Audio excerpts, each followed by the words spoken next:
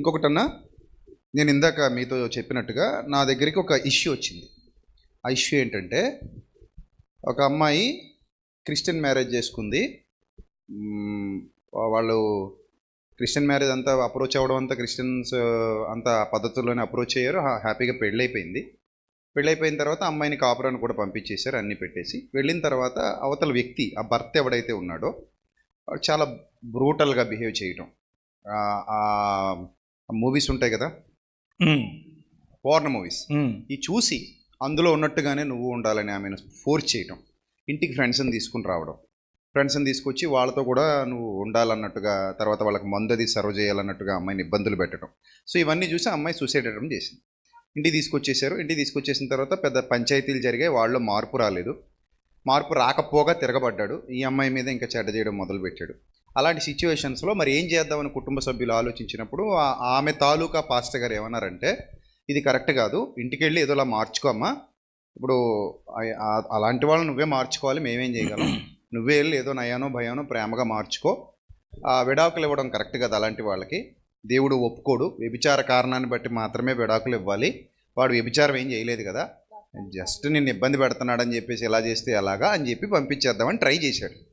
అప్పుడు నేను ఒక ఆన్సర్ ఇచ్చాను, మీరేం చెప్తారు చెప్పండి. చాలా బాధాకరమైన విషయం ఇది.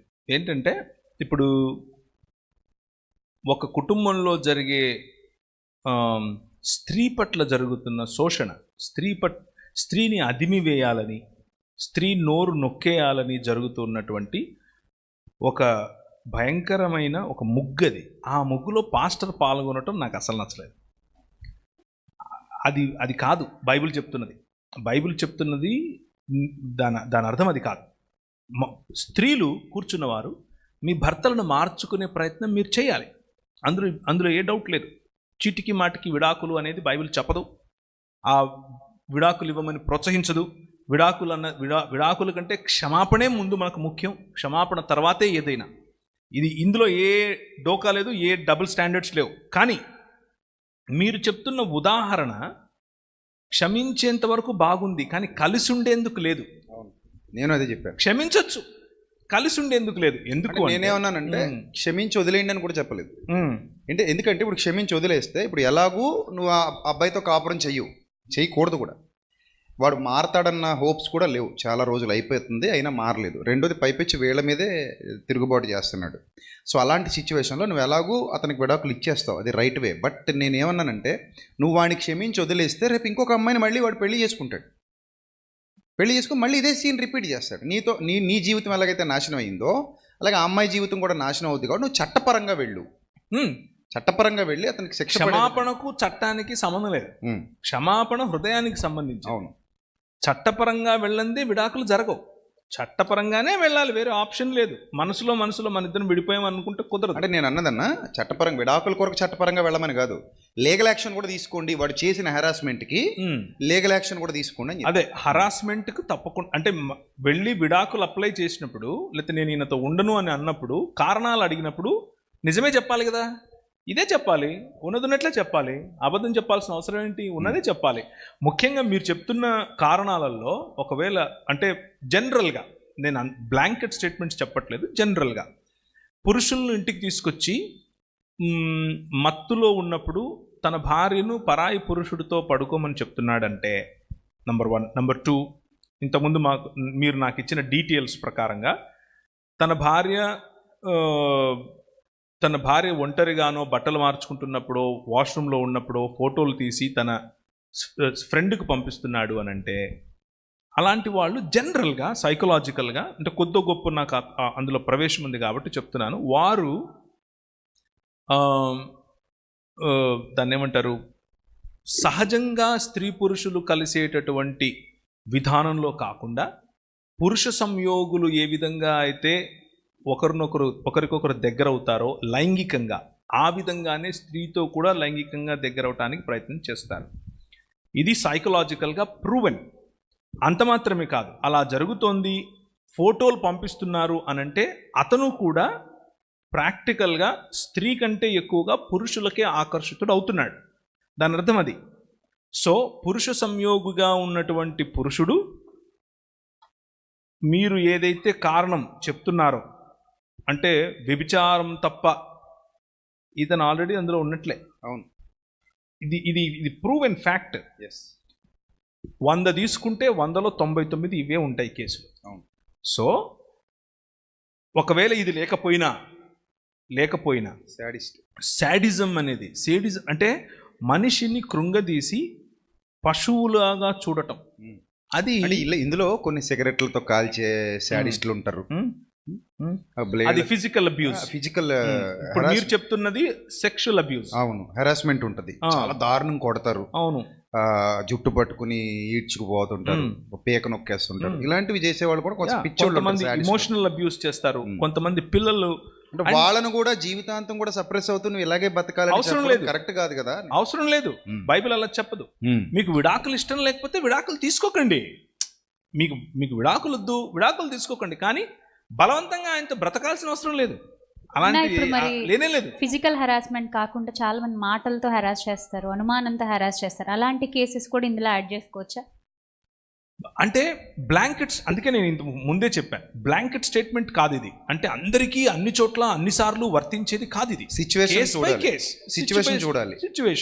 Case by case. ఇప్పుడు ప్రవీణ్ అని వచ్చాడండి, ప్రవీణ్ అని చెప్పి వెళ్ళాడు, కానీ నా మొగుడు నన్ను ఇలా ఓరగా చూస్తున్నాడు, అనుమానంగా ఉంది, తలాక్ తలాక్ తలాక్, అది కుదరదు. అది కాదు. That is not what I'm saying. అది మనకు లేదు, ఆ స్వాతంత్రం మనకు లేదు. మనకు క్షమాపణ ఉంది, వాళ్ళని కట్టుకోవటం ఉంది, వాళ్ళని నిలబెట్టడం ఉంది. అదంతా మనకు బైబిల్ నేర్పుతున్నటువంటి పద్ధతి. So use a pinch of salt. అంటే ఒక ఏది చాలా ఉధృత స్థాయిలో ఉంది, నిజంగా దీన్ని తట్టుకోలేను నేను అనేటువంటి స్థితికి వెళ్తే అటెంప్ట్ 3 or 4 రికన్సీలియేషన్ ప్రాసెసెస్. అంటే పెద్దలను కూర్చోబెట్టడం, మాట్లాడటం.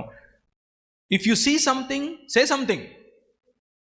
మీరు ఏదైనా చూస్తున్నారా, నోరు విప్పి మాట్లాడండి. స్త్రీలు అయ్యో నేను మాట్లాడితే ఏమైపోతుందో, అయ్యో ఆయనకు చెడ్డ పేరు వస్తుందేమో, అయ్యో పరువు గిరువు ఇవన్నీ పక్కన, ముందు మీ గురించి మీరు మాట్లాడాలి, మిమ్మును మీరే కాపాడుకోవాలి. ఇది ఒక గోల్డెన్ రూల్, గుర్తుంచుకోండి.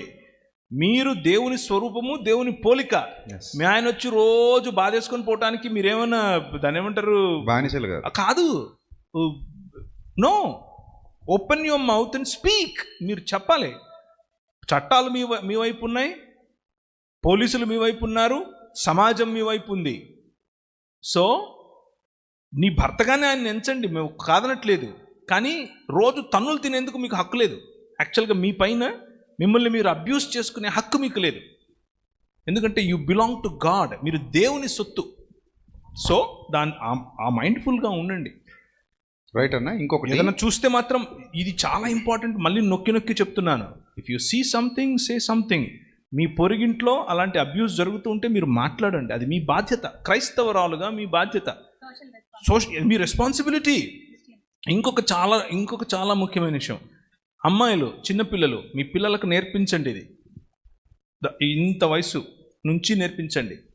ఒళ్ళో ఎవరైనా కూర్చోబెట్టుకుంటే కూర్చోకూడదు.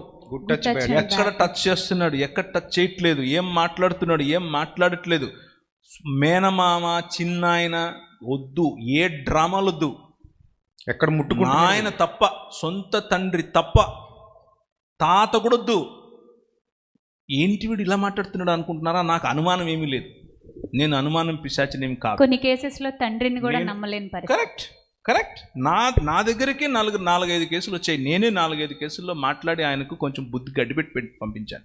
సొంత తండ్రి నో అంటే అది మానసిక వైకల్యం క్రిందకు వస్తుందన్న. అందరూ అలా ఉండకపోవచ్చు, కానీ కొందరు ఉన్నారు. అందరి గురించి నేను చెప్పట్లేదు. అలాంటప్పుడు ఆడపిల్లలకు మనం జాగ్రత్తలు చెప్పి మిమ్మల్ని ఎక్కడ ముట్టుకుంటున్నారు, ఎవరు ముట్టుకుంటున్నారు, ఏ విధంగా చూస్తున్నారు, ఏ విధంగా మీతో మాట్లాడుతున్నారు, ఇవన్నీ చిన్నప్పటి నుంచి కూడా మనం వాళ్ళకి దాని ట్రైనింగ్ ఇవ్వాలి. ఇక్కడ ఒక చిన్న కేసు చెప్తాను. ఇది మానసిక వైకల్యం ఒకరోజు వచ్చేది కాదు, మనము పెంచి పోషించేది. మనం పెంచి పోషించే వ్యవస్థ. మీ పిల్లలకు మీరు ఇది చెప్పకపోతే, ఆడపిల్లలకు ఇది చెప్పకపోతే, ఇది ట్రైనింగ్ చేయకపోతే, మా అన్నే కదా, మా బావే కదా, మా మావే కదా, మా చిన్నాన్నే కదా అని వాళ్ళకు తెలీదు. వాళ్ళకు తెలియకుండా అవతలి వాడికి చోటిస్తారు. అంతా అయిపోయిన తర్వాత మనము ఏడుస్తూ కూర్చోవటం కంటే మొహమాటం. మీరు కుక్కలు పెంచుకోండి ఇంట్లో, పర్లేదు. పిల్లులు పెంచుకోండి, పర్లేదు. పాములు పెంచుకోండి, మొహమాటాలు పెంచుకోబాకండి. దానివల్ల ఎవడికి లాభం లేదు. డైరెక్ట్గా చెప్పండి. అది పాము కంటే ప్రమాదం, చాలా ప్రమాదం. పాప పెద్దగా అవుతుంది, దూరంగా ఉండండి, డైరెక్ట్గా చెప్పండి. ఏంటి తప్పు? అవసరమైతే ఇంటికి రావద్దని కూడా చెప్పొచ్చు. 100% చెప్పండి. పాప పెద్ద అవుతుంది, కొంచెం దూరం ఉండండి, అయిపోయా. ఒక్కసారి చెప్తే ఇంకా లైఫ్ లాంగ్ రాడాడు. Be straightforward. ఈ విషయంలో స్త్రీకి హక్కు ఇచ్చే బాధ్యత మంది, పురుషులది. ఒకవేళ మీ భార్య చెప్పలేకపోతుంటే మీరు చెప్పండి, ఒరే పాప పెద్ద అవుతుందిరా, దూరం ఉండరా, బుద్ధి లేనోడా, డైరెక్ట్ చెప్పండి. ఏం తప్పలేదు. This is how you should deal with such things, right?